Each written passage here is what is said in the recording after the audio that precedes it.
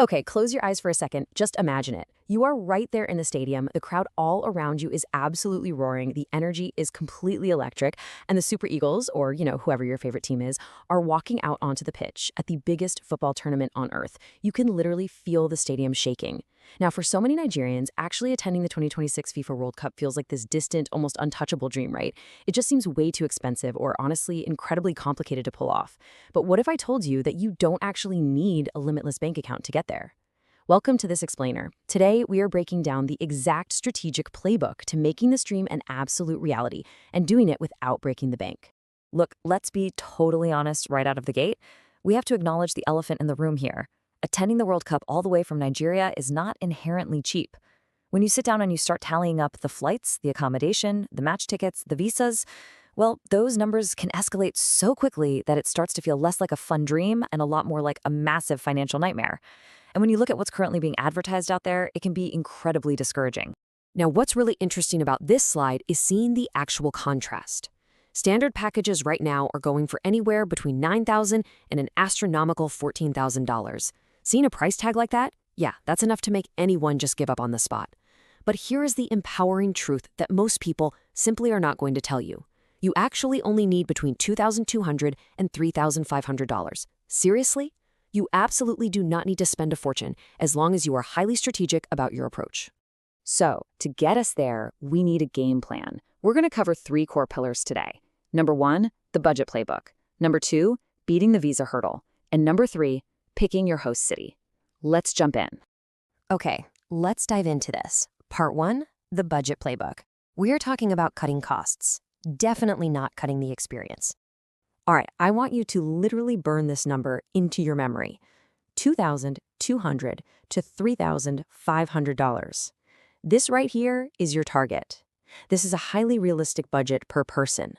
Now keep in mind, this specific target excludes crazy extra shopping sprees or buying suitcases full of souvenirs. It keeps us hyper-focused on the actual experience of the tournament itself. This number is basically your beacon.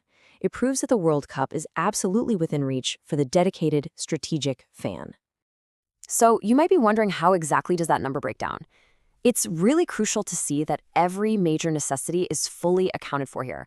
This budget covers your round-trip flight from Lagos or Abuja. It covers your accommodation for 5 to 7 nights. We're talking a hostel or a shared apartment. It secures you Category 2 or 3 match tickets, which gets you right into the thick of the action. And it also factors in your daily needs, meaning local transport and your food, plus the absolute essentials like your visa application and travel insurance. You really aren't missing anything critical here. And this brilliantly illustrates exactly how we pull it off, because you can't just book normally to hit those numbers. You've got to use some strategic hacks. Step 1, group up. Travel with a solid group of 3 to 4 people so you can split the cost of that shared apartment. Step 2, location is everything. Stay slightly outside the main stadium area. It is significantly cheaper, and honestly, you can easily just use public transport or grab an Uber to get to the games. Step 3, timing. You absolutely must buy your tickets early, specifically when FIFA releases them in their official phases. Avoid the secondary market markups at all costs, unless, you want to blow your entire budget on day 1. Moving right along to part 2, beating the visa hurdle. Let's navigate this process. Listen, I need to emphasize the sheer urgency of this step. You have to start this process as early as possible, ideally like right now. As a Nigerian applicant, time is literally your most valuable asset here. Waiting until the last minute, that is the absolute quickest way to end your World Cup dream before it even gets off the ground. You cannot afford to procrastinate on this one. Let's detail exactly what you need for a successful interview.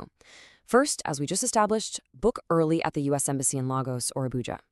During your interview, you must be able to prove strong ties to Nigeria. This means presenting really clear evidence of your job, your business, or your family commitments.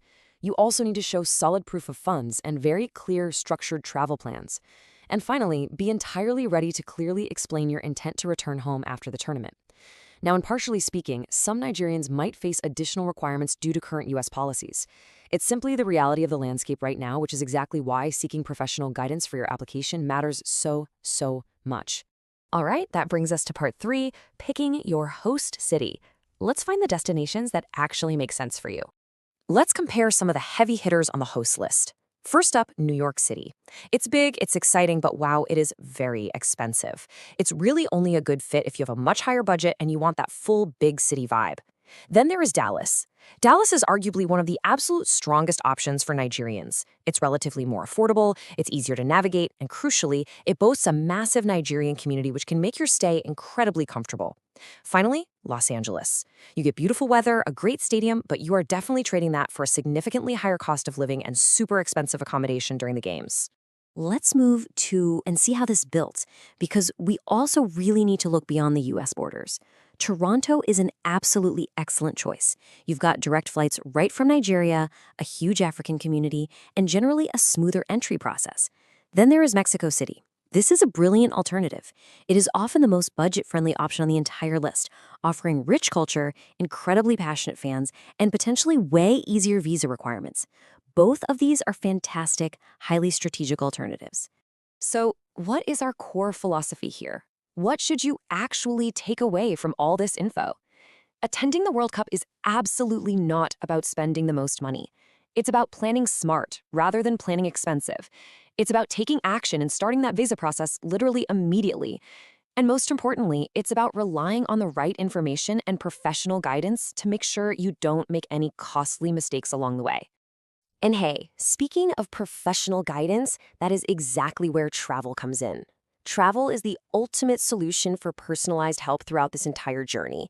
They're actually known as the African's Travel Companion to World Cup 2026, and they are uniquely positioned to assist you with literally everything we've talked about today, from visa support and flight bookings to securing the right accommodation, and of course, those all-important match tickets. So the crucial point is, you really do not have to figure this all out alone. Having professional help makes this entire daunting process incredibly smooth. If you want to take the stress completely out of your planning and guarantee your spot, just reach out to them.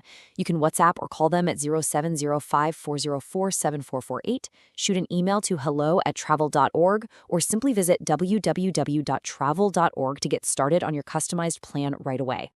So, we've given you the playbook, we've crunched the numbers, and we've laid out the strategy.